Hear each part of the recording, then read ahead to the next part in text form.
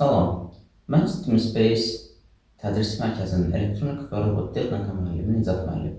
Bugün sizə rezistorlu LED dövrəsi haqqında məlumat verəcəm. Lövhədə gördüyümüz rezistorlu LED dövrəsi üçün zəruri olan hesablamalardır. Biz rezistorla hər hansı bir LED qoşarkən əsas iki parametri nəzərə almalıyıq. Onlardan birincisi LED-in üzərindən keçən, dolayısıyla rezistorun üzərindən keçən cərəyan, ikincisi rezistorun üzərinə düşən güc sərfiyyatı. Bunları hesablarkən birinci Kirchhoff'un birinci qanunu istifadə edərək 9 voltun LED və rezistor arasında necə bölündüyünə baxmaq lazımdır. Biz burada istifadə etdiyimiz göy LED olduğu üçün onun üzərinə düşən voltaj dəyəri adətən 3 volt sayılır. Biz bura 3 volt qeyd etdiyimizdə rezistorun üzərinə düşən voltaj dəyəri 6 volt olur. Həmin parametrləri burada qeyd etmişəm.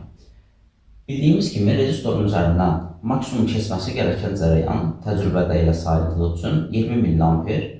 Biz isə 20 mA çatmadan sadəcə 15 mA-lik cərəyanla LED-i işlətsək, təhlükəsiz bir şəkildə işlədə bilərik.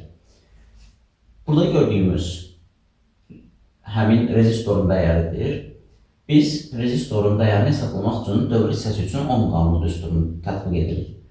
Və R bölünsün IR, yəni rezistorun üzərinə düşən gərginlik bölünsün rezistorun üzərindən keçən cərəyan, biz həmin hesablama nəticəsində rezistorun dəyərini 400 ohm əldə edirik. Sonra bizə rezistorun üzərinə düşən güc sərfiyyatını bilmək lazım olduğu üçün güc sərfiyyatının düsturundan istifadə edərək gərginlik, rezistorun üzərinə düşən gərginliyi rezistorun üzərindən keçən cərəyana vurduqda biz %9 vat alırıq, 0,9 vat alırıq. Bizim istifadə etdiyimiz rezistorun maksimal güc dəyəri isə 0,25 vatdır. Yəni 0,9 vat, 0,25 vatdan xeyli kiçik olduğu üçün rezistorumuz təhlükəsiz şəkildə bu dövrədə işləyəcək. Gəlin dövrəyə baxaq. Göründüyü kimi qida blokumuz 9 volt təmin edir. Dövrəmizdə isə bir ədəd göy LED, bir ədəd 400 ohmluq rezistor tapa bilmədiyimiz üçün 330 ohmluq rezistor istifadə edirik. Dəyərlər onsuz da yaxın alınır.